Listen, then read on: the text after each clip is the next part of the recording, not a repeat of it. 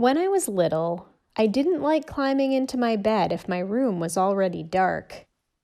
I had to take a flying leap to make sure that any monsters underneath didn't grab my ankles. And once I was on my bed, I had to get tucked in 3, 2, 1 seconds just to be sure I was safe. Lots of people told me there weren't any monsters. My parents, my babysitter, even one of my friends who was a few years older than I was. But I was still scared, and that fear seemed pretty big and believable. Then one night I thought, I can pray.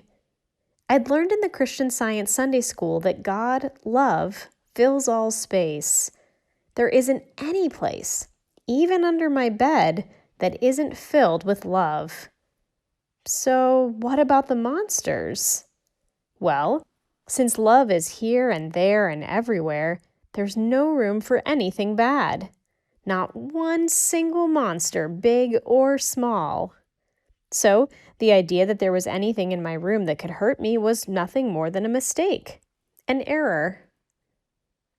How do you correct a mistake? By knowing what's true. And that's what I did. The more I stuck with the fact, the truth, that love was all, the less afraid I felt. Soon, I didn't have to take a flying leap. I didn't have to scramble under the covers to be safe. The fear was gone. The Bible has an interesting name for the things in our lives that make us afraid. If you look in the book of Revelation, you'll find it. It's the Great Red Dragon. A dragon? That name might make the scary things sound even scarier. But wait. Look at the way Mary Baker Eddy explains the dragon in Science and Health with Key to the Scriptures. The Great Red Dragon symbolizes a lie. That's right.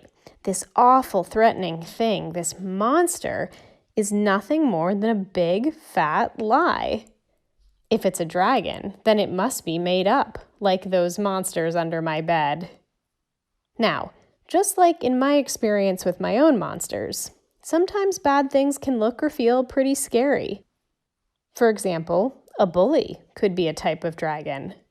So could sickness or a powerful storm. What can you do then? That's when it's time to be a dragon slayer. To slay the dragon, all you need to do is know what's true. Truth always wipes out a lie. It's powerful and dependable. And truth is another name for God. So being a dragon slayer means sticking with what you know about God. Knowing how pure and good and all-powerful God is makes that dragon shrink down into something that isn't scary anymore. In fact, when you feel the presence of love, or when you understand the almighty strength of spirit, that dragon vanishes completely. That's when you get to say, I'm healed.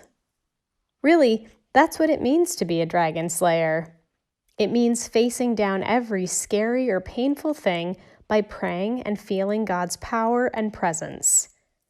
And when you do that, you realize something really cool. Being a dragon slayer actually means being a healer, which is exactly what you are anytime you meet and beat a dragon.